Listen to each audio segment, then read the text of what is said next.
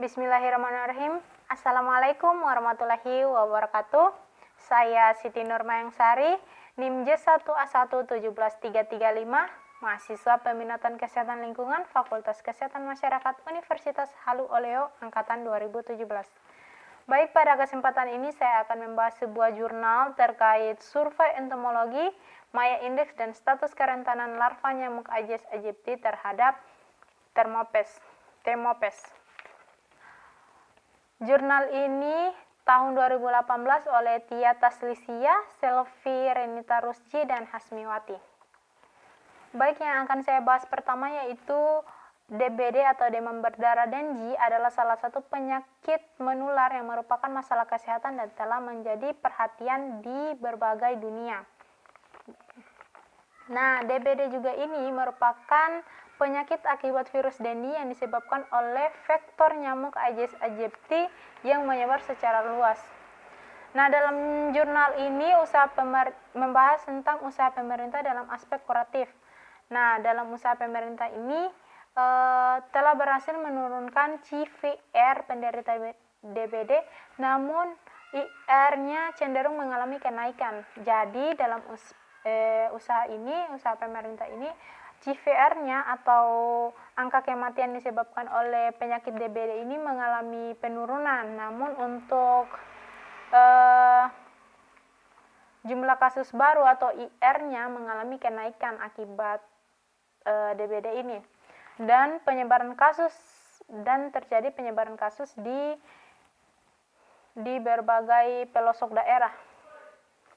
Nah, hal ini terjadi karena belum ditemukan vaksin spesifik antigen Dengue untuk mencegah penularan DBD. Nah, WHO juga telah menetapkan bahwa penanganan DBD yang paling efektif adalah dengan melakukan pengandalan vektor, baik stadium larva maupun stadium dewasa. Baik, yang selanjutnya itu tentang penanggulangan DBD. Nah, penanggulangan DBD diperlukan dengan data lingkungan berupa tempat perkembangbiakan nyamuk atau biasa disebut sebagai Maya Index dan disingkat sebagai MI.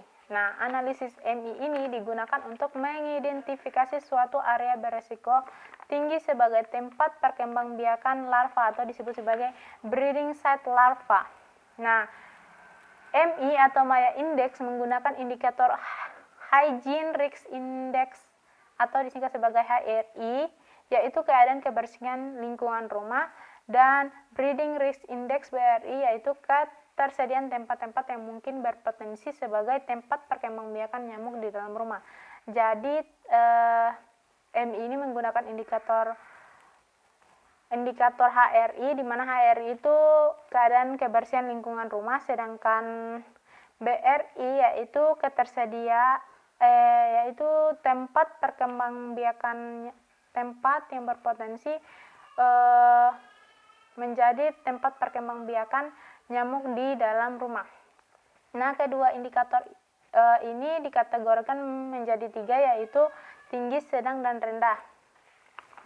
Untuk penyebaran penyakit DBD didukung oleh 3 faktor, yaitu manusia, virus, lingkungan, dan vektor penular, yaitu dalam hal ini DBD berarti dia vektornya adalah nyamuk Aedes aegypti.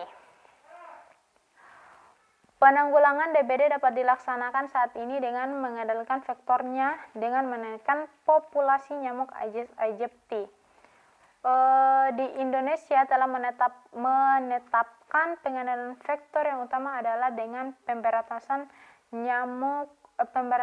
sarang nyamuk atau disingkat sebagai PSN. Jadi PSN ini ada bagian dari 3M+, yaitu menguras, menutup, dan mengubur tempat penampungan air yang memiliki potensi menjadi tempat hidup Aedes aegypti, plus penggunaan insektisida.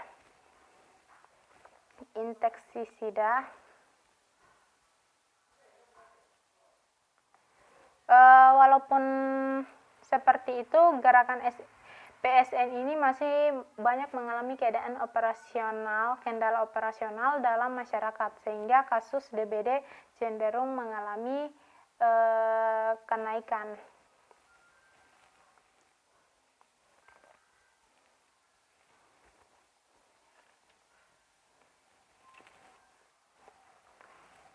pemerintah melalui Komisi Pestisida menetapkan bahwa pengandalan vektor dapat dilakukan dengan menggunakan insektisida kimia dengan ketentuan tertentu.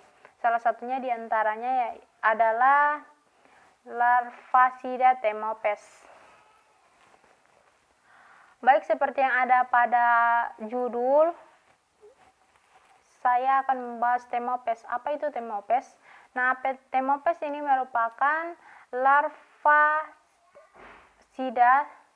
Temopes merupakan larvasida sintetik golongan organofosfat yang digunakan untuk membunuh larva Aedes aegypti di tempat persediaan air bersih penduduk dengan cara menghambat hantaran impuls saraf.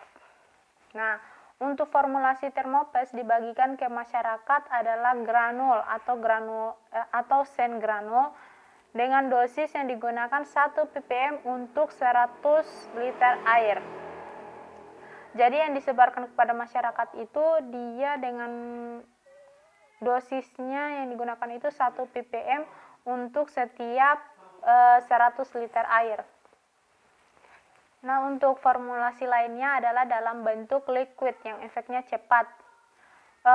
Di sini juga dalam jurnal ini juga membahas yaitu penelitian Sungkar mengungkapkan bahwa pemakaian insektisida sintetik secara terus-menerus dan berulang sebagai upaya pengendalian Aedes aegypti dapat menimbulkan pencemaran lingkungan, membunuh fauna lain hingga terjadi.